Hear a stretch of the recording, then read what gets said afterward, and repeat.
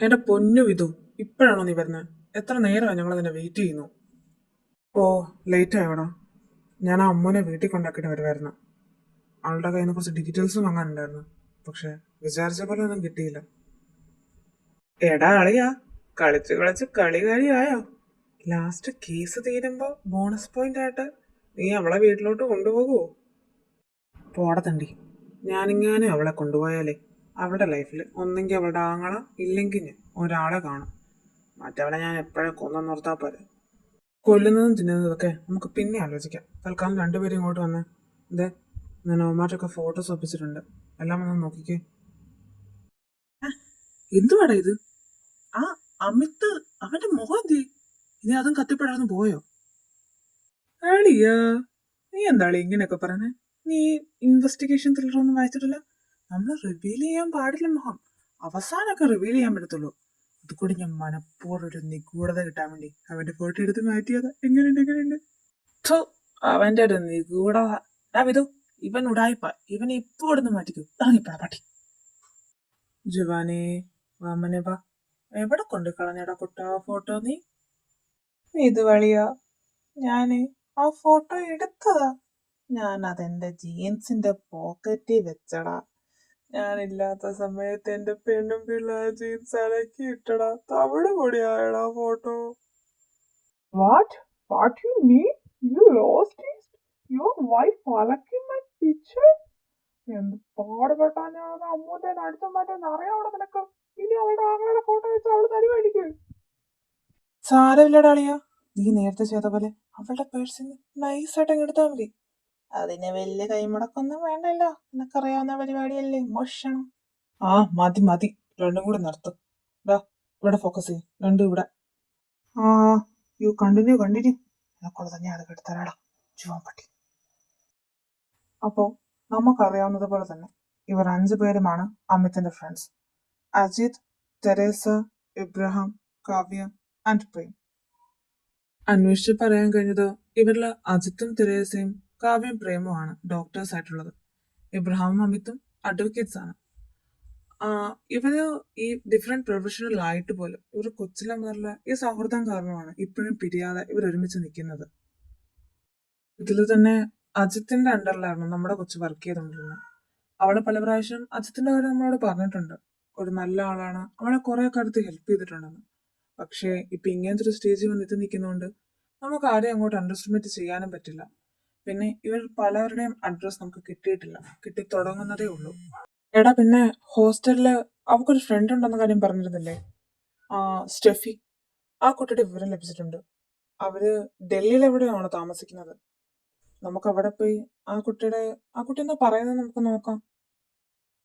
അതേടാ, അത് നല്ലൊരു ഐഡിയ. കാരണം വിച്ചുവിന്റെ അവിടുത്തെ ലൈഫ് എങ്ങനെയൊന്നും നമുക്കറിയില്ല. ഐ മീൻ, വിച്ചു പറഞ്ഞുള്ള അറിവേ നമുക്ക് അതിനെക്കുറിച്ചുള്ളൂ. പിന്നെ നിനക്ക് വിച്ചുവിന്റെ സ്വഭാവം നന്നായിട്ട് അറിയാലോ. നീ വിഷമിക്കേണ്ടെന്ന് കരുതി പലതും സ്കിപ്പ് ചെയ്തിട്ട് അവൾ പറയത്തുള്ളൂ. ഇപ്പം അവളുടെ ലൈഫ് അവിടെ എങ്ങനെയായിരുന്നു, അമിത് എങ്ങനെ അവളുടെ ലൈഫിലോട്ട് വന്നു, ഇതൊക്കെ അറിയണമെങ്കിൽ നമുക്കൊരു അവളെ അടുത്തറിയാവുന്ന, ഐ മീൻ അവിടെ അവളെ അടുത്തറിയാവുന്ന ഒരാൾ കൂടിയേ പറ്റൂ. ഈ സ്റ്റെഫി അതൊരു നല്ല ചോയ്സ് ആയിരിക്കും. അതിനുവേണ്ടി നമ്മൾ ആരെങ്കിലും ഇപ്പോൾ ഡൽഹിയിലേക്ക് പോയേ പറ്റൂ. ഇത് നീ ഇപ്പൊ വരണ്ട. കാരണം അമ്മ അവളെ നമ്മൾ കൂടുതൽ ഫോക്കസ് ചെയ്യണം. കാരണം അവളായിരിക്കണം നമ്മുടെ മെയിൻ സോഴ്സ്. നമുക്ക് അമിതിനെ കുറിച്ച് വിവരം ലഭിക്കാൻ അവള് വേണം. അപ്പോൾ നീ പെട്ടെന്ന് അവളുടെ അടുത്തുനിന്ന് മാറി നിന്നാൽ ശരിയാവില്ല. ഞാനും ജുവാനും കൂടെ പോയി എല്ലാം അന്വേഷിച്ചിട്ട് വരാം. വേണ്ടടാ, ഈ അവസരത്തില് യമുനെ വിട്ടിട്ട് നീ പോവണ്ട. അവക്ക് എപ്പോഴാ നിന്റെ ആവശ്യം വരാന്ന് പറയാൻ പറ്റില്ല.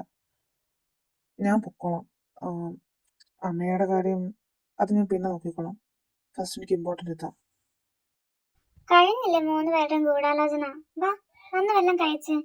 ജവാനിച്ചായ ഇത് കേട്ടാ, വാ എല്ലാം കഴിക്കും. ഞാൻ മനുഷ്യൻ, നിങ്ങളും വന്നേ എല്ലാം കഴിച്ചിട്ട് പോ. വേണ്ട ഇവനെ, ഫുഡൊന്നും എടുക്കാൻ നിൽക്കണ്ട. ഞാൻ ഇറങ്ങുക. ചെന്നിട്ട് കുറച്ച് കാര്യങ്ങളുണ്ട്. എടാ, എന്നാ ശരി. എന്നാ ഞാൻ പോവാ. എടാ, ഞാനും വരുന്നു. വാ, ഒരുമിച്ച് പോ. വിധുവേട്ടനെ കണ്ടിട്ട് ഒട്ടും ഓക്കെ ആയിട്ട് തോന്നുന്നില്ലല്ലോ. അവൻ എങ്ങനെ ഓക്കെ ആവാനാ? നിനക്കറിയോ, ഇതിന്റെ ജീവനായിരുന്നു വെച്ചു. അച്ഛനും അമ്മയും മരിച്ച ശേഷം അവൻ സ്വന്തം മകളെ പോലെ അവളെ നോക്കി. അവളിപ്പം ചത്തോ ജീവിച്ചോന്നറിയാതെ എത്ര വർഷമായി അവനിങ്ങനെ അലയുന്നത്. ഒരു കാര്യം എനിക്ക് ഉറപ്പാണ്, വിച്ചുവിന് ജീവനോടെ അല്ല കിട്ടുന്നെങ്കിൽ ഒറ്റ ഒരെണ്ണത്തെ ഇത് വെറുതെ വിടില്ല.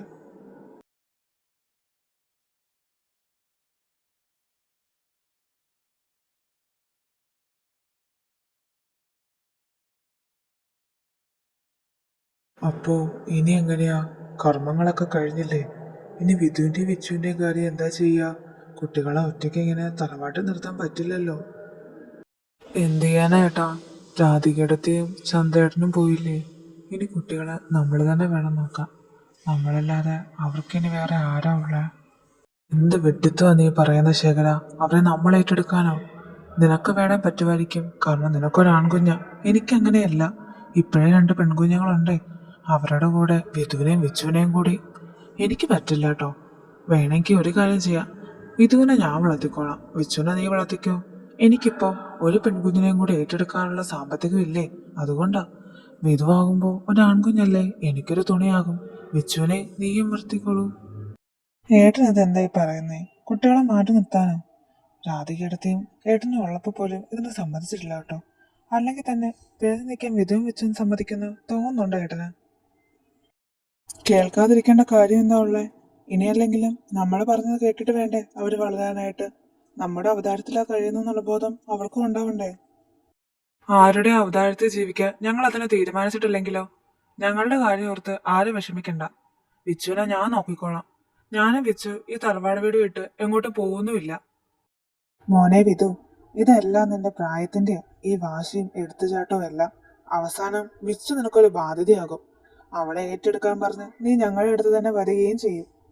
എന്റെ പെങ്ങൾ ഒരിക്കലും എനിക്കൊരു ബാധ്യതയാകില്ല. അവളെ ഏറ്റെടുക്കാൻ പറഞ്ഞുകൊണ്ട് ഞാൻ നിങ്ങളുടെ ആരുടെയും മുമ്പിൽ വരികയില്ല. അതോർത്താനും വിഷമിക്കണ്ട. മോനെ, ശേഖരമാവൻ പറയുന്നത് മോൻ കേക്ക്. മോൻ അവളുടെ എല്ലാ കാര്യവും നോക്കാൻ പറ്റില്ല. അവളൊരു പെൺകുഞ്ഞ്. അതുകൊണ്ട് മോൻ മാധവമാമയോടെ പോവണ്ട, പക്ഷേ ശേഖരമാമയോടെ വാ. നിങ്ങളെ രണ്ടുപേരെ ഞാൻ നോക്കിക്കോളാം.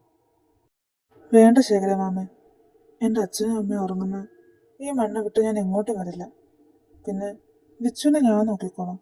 എനിക്ക് ഇനി ഈ ലോകത്ത് എൻ്റെന്ന് പറയാൻ അവൾ മാത്രമേ ഉള്ളൂ. വിതോ വിതോ എന്തുവാടാ ചിന്തിക്കുന്നേ?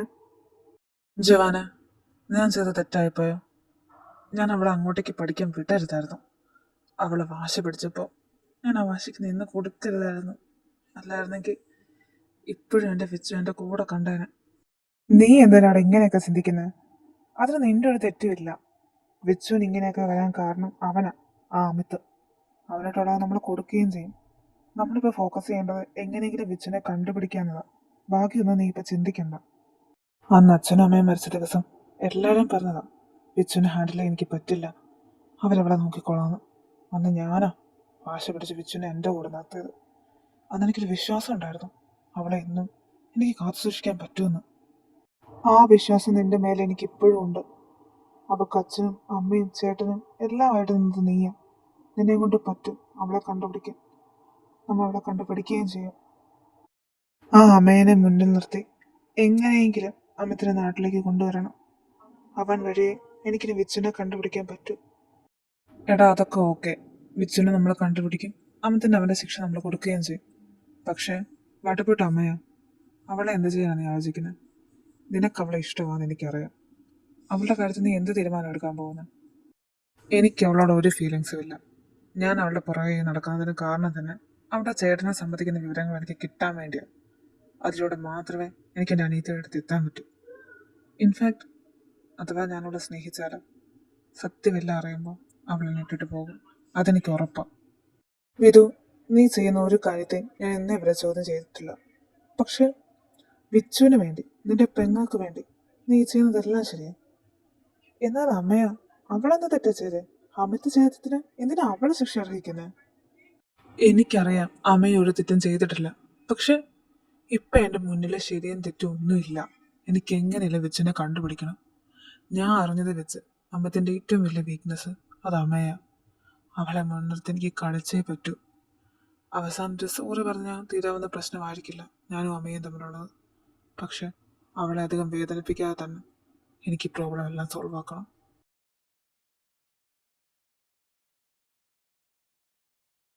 എന്തുവാടി, കുറെ നേരമായല്ലോ ആ പാത്രത്തിൽ അത്തപ്പൂ വരച്ചോണ്ടിരിക്കുന്നു. വേണമെങ്കിൽ കഴിച്ചിട്ട് എണീറ്റ് പോകൊച്ചേ.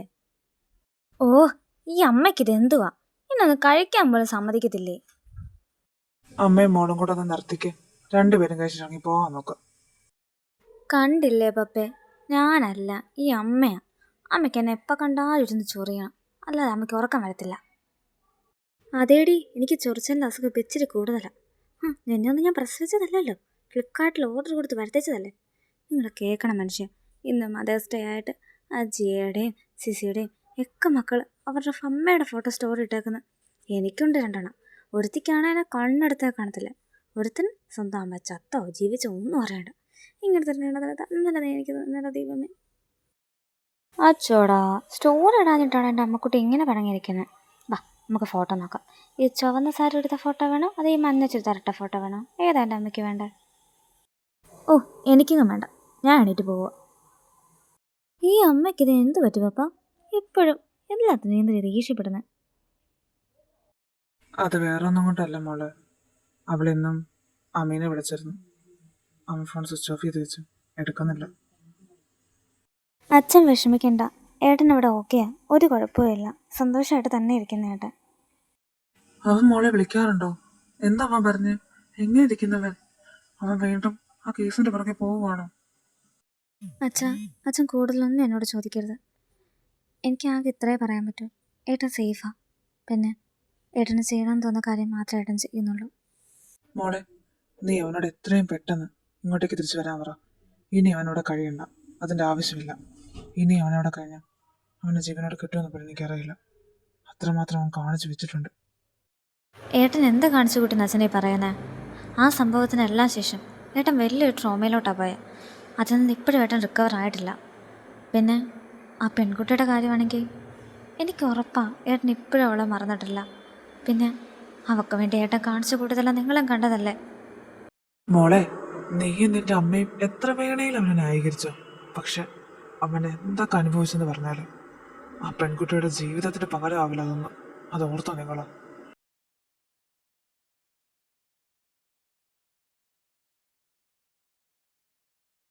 എന്ത് പറഞ്ഞാലും നീ എന്റേതല്ലേ അമ്മോ, നിന്ന് ചിണങ്ങാതെ വന്നവന്റെ കയറമ്മോ. തനിക്കെന്ത് വേടോ, വയ്യേ? കുറെ നേരമല്ല തുടങ്ങിയിട്ട്. ഷോ, എനിക്ക് വയ്യ. എൻ്റെ കൊച്ചിന് മാത്രമേ എന്നെക്കുറിച്ചൊരു ചിന്തയുള്ളൂ. എന്ത് ചെയ്യാനാ മോളെ, എന്നെ കണ്ടപ്പോൾ തൊട്ട് ചേട്ടനെ നട്ടും പൂട്ടും എല്ലാം വിളക്കി കിടക്കുമല്ലേ. തൻ്റെ കയ്യിലിരിപ്പ് ഇങ്ങനെയാണെങ്കിലേ നട്ടും ബോൾട്ടും അല്ല, പലത് വിളകി പോയില്ലെങ്കിലേ അത്ഭുതമുള്ളൂ. ഓഹോ, അത്രയ്ക്ക് അഹങ്കാരമാണോ? എന്നൊരു കാണിച്ചേ, മോള് തന്നെ അങ്ങ് വീട്ടിൽ പോ. ഞാൻ എൻ്റെ വഴിക്ക് അങ്ങ് പോകുമോ? ഓഹ്, സന്തോഷം. അങ്ങനെ ഉപകാരമുള്ളത് വല്ലതും ചെയ്യുക. ഇത് രാത്രിയാണ്, ഇരുട്ടാണ്, ഈ വഴിയിലൊന്നും ആരുമില്ല. എന്തേലും പറ്റിയ ഫസ്റ്റ് എന്നെ വിളിച്ച് കയറരുത്. എന്തേലും പറ്റിയാൽ ഞാനങ്ങ് സഹിച്ചു. താൻ പോവാൻ നോക്കണോ? ഓ, ഞാൻ പോകുന്നേ. നാളെ രാവിലെ പത്രത്തിൽ വല്ലതും വായിക്കാം, അജ്ഞാത ജഡം കിട്ടിയെന്ന്. ആറ്റുനോറ്റൊരു പെണ്ണ് സെറ്റായപ്പോ അവിടെയും കാലം കൊണ്ടുപോവാണല്ലോ.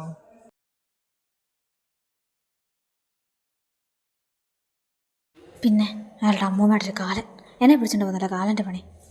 പറഞ്ഞ പോലെ ഈ വഴിയിലൊന്നും ആരും ഇല്ലല്ലോ, നല്ല ഇരുട്ടും, ഞാൻ അങ്ങനെ തന്നെ പോകും.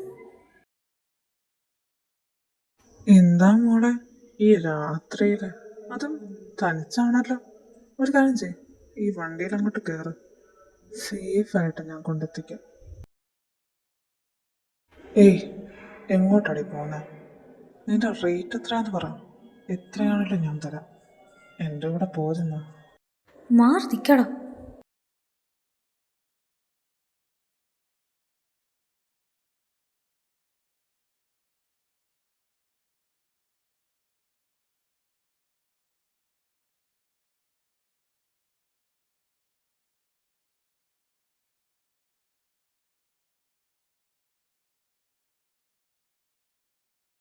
എന്താടാ, എന്താ നിനക്കൊക്കെ വേണ്ടേ?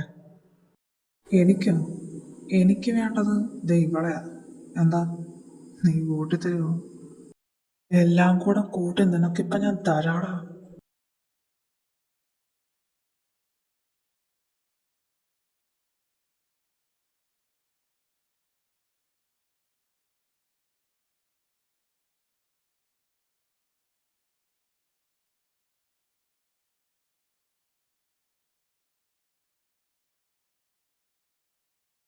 നീ എന്താ അമ്മു ഒരിക്കലും ഞാൻ പറഞ്ഞത് കേൾക്കാതെ? ആ, ഞാൻ നിന്നെ സ്നേഹിക്കുന്നത് പറഞ്ഞ് പുറകെ നടക്കുമ്പോൾ അത് പറഞ്ഞ് കളിയാന്നാണോ നീ കരുതിയത്? ഇപ്പം നിനക്കെന്തിനും പറ്റിയിരുന്നെങ്കിലും എനിക്ക് പിന്നെ ആരാ ഉള്ളത്? താനിങ്ങനെ കരയാതെ. ഞാൻ ഞാൻ പെട്ടെന്ന് ഒരു കാര്യം ചെയ്യും. താഴെ തനിച്ച് പോകണ്ട, വാ, ഞാൻ കൊണ്ടാക്കാം. വീടെത്തി. എന്നാ താൻ ചെല്ല. ബൈ. വിധു,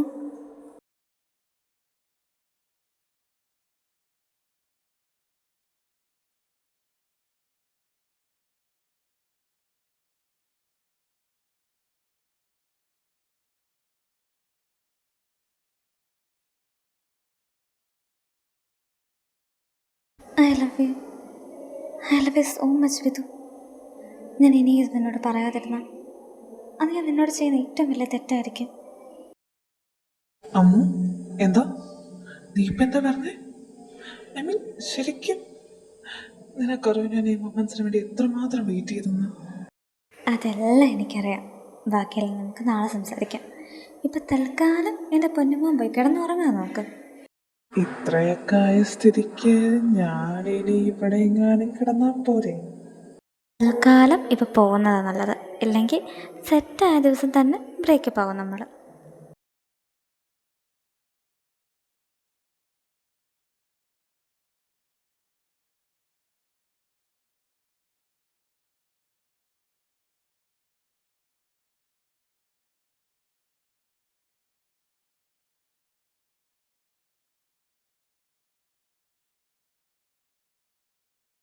എന്നെ അന്വേഷിച്ചു നീ ഇവിടം വരെ വരുമെന്ന് ഞാൻ കരുതിയില്ല. നിന്റെ മുറിവൊക്കെ എങ്ങനെയുണ്ട്? ഡാതേണ്ടി, ടൈമിങ് അറിയത്തില്ലെങ്കിൽ ഈ പണിക്ക് നിൽക്കരുത്. ഞാൻ ജസ്റ്റ് ഒന്ന് മാറില്ലായിരുന്നെങ്കിൽ എൻ്റെ കണ്ണും മൂക്കും എല്ലാം കൂടി കുഴഞ്ഞൊരു അവിയൽ പരിവായെന്നെ. അറിയാവോ നിനക്ക്? അതിപ്പോൾ അടി കിട്ടിയാലും ഇല്ലേലും നിന്നെ കണ്ടിട്ട് ഏകദേശം ഒരു അവിയൽ പരിവായിട്ട് എനിക്ക് തോന്നുന്നത്. തോന്നൂടാ, തോന്നും. നിനക്ക് പലതും തോന്നും. ഒന്നുമില്ലല്ലേ, രണ്ട് ശീമപ്പന്നിമാരുണ്ടായിട്ട് ഒരു പെണ്ണിനെ സെറ്റാക്കാൻ ലാസ്റ്റ് എൻ്റെ സഹായം വേണ്ടി വന്നില്ലേ നിനക്കൊക്കെ? ഡാ, ഒഴിക്കട എനിക്കും കൂടെ വരണം. എന്തായാലും എൻ്റെ അളിയ ജുവാനെ, നിന്റെ ഐഡിയ കൊള്ളാം. നായികയെ രക്ഷിക്കാൻ ചാടി വീഴുന്ന നായകൻ, നായകന്റെ അടികേറ്റ് തളർന്നു വീഴുന്ന വില്ലൻ. ഓ, എന്തൊരു കഥയാടേ. അത് നിനക്കൊന്നും നിരച്ചവ അറിയാൻ മേലാഞ്ഞിട്ടാ. കോളേജിൽ പഠിക്കുമ്പോഴൊക്കെ നാടകം എഴുതാൻ ആരെയാ വിളിച്ചോണ്ടിരുന്നേ? ഈ ജുവാനെ, വേറെ ആര്? വിധു, നീ എന്തോ ആലോചിച്ചോണ്ടിരിക്കുന്നത്? നീ സന്തോഷിക്കല്ലേ അളിയ വേണ്ടേ? എന്തിനു വേണ്ടിയാണോ നമ്മളിതൊക്കെ ചെയ്തത് അതിൻ്റെ ഫസ്റ്റ് സ്റ്റെപ്പ് നല്ല പറയണ്ടേ. ഒരു വലിയൊരു സ്റ്റെപ്പ് തന്നെ നമ്മൾ കംപ്ലീറ്റ് ആക്കി. ഇനി അവളിലൂടെ ഈസി ആയിട്ട് നമുക്ക് അവരുടെ ആങ്ങളുടെ അടുത്ത് എത്തത്തില്ലേ? നീ സന്തോഷിക്കളിയാ. വിധു, നീ ഓക്കെ അല്ലേ അളിയ? എന്തെങ്കിലും വിഷമിച്ചിരിക്കുന്നത്? എടാ, നമ്മൾ ചെയ്യുന്നതിനൊക്കെ നമ്മുടേതായ ശരികളുണ്ട്. ഇത് നീ തന്നെ എന്നോട് പറഞ്ഞിട്ടുള്ളത്. പിന്നെ ഇങ്ങനെ സാഡാവാതെ, എനിക്ക് അഥവാ നിനക്ക് അവളോട് ഇഷ്ടം തോന്നിയാലും നീ പേടിക്കൊന്നും വേണ്ട. അതേടാ വിധു, ഞാൻ പറയുവാണേ, വിച്ചുവിനെ നമുക്ക് കിട്ടുക എന്താണേലും. അത് കഴിയുമ്പോൾ നീ ആ അമ്മൂനെ അങ്ങ് ഏറ്റെടുക്ക്. അവളുടെ ആങ്ങളെ കിട്ടൊരു പണിയാകും, നിനക്ക് സ്നേഹിച്ച പെണ്ണെ കിട്ടുകയും ചെയ്യും. അവൻ്റെ പെങ്ങളെ ഞാൻ സ്നേഹിക്കാനോ? വെറുപ്പാ എനിക്ക്, വെറുപ്പാ അവളെ എനിക്ക്. എന്ത് ശിക്ഷ അവൾക്ക് കൊടുക്കാവോ അത് ഞാൻ കൊടുത്തിരിക്കും. ഡാ, മതി, നിർത്തിക്കേ. അതിനമ്മ എന്ത് തെറ്റാ ചെയ്തേ? എല്ലാ തെറ്റും ചെയ്ത് അമ്മിട്ട. അത് നമുക്ക് തിരിഞ്ഞതുവാ. നീ വെറുതെ ആ കൊച്ചിൻ്റെ പുറകെ പോകാതെ. അപ്പോൾ ഞാനെന്ത് തെറ്റാ ചെയ്തേ? എൻ്റെ പെങ്ങളെന്ത് തെറ്റാ ചെയ്തേ?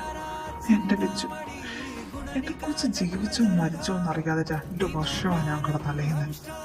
ഇനിയിപ്പോൾ ഈ ലോകം കണ്ടതിൽ വെച്ച് ഏറ്റവും വലിയ ദുഷ്ടനാകേണ്ട വന്നാലും എൻ്റെ പെങ്ങൾക്ക് വേണ്ടി ഞാനത് ചെയ്യും. അവൻ്റെ കുടുംബത്തെ ഒന്നൊന്നാകെ ഞാൻ കൊന്നൊടുക്കും. എൻ്റെ ബിച്ചുവിന് വേണ്ടി, എൻ്റെ വൈദേഹിക്ക് വേണ്ടി.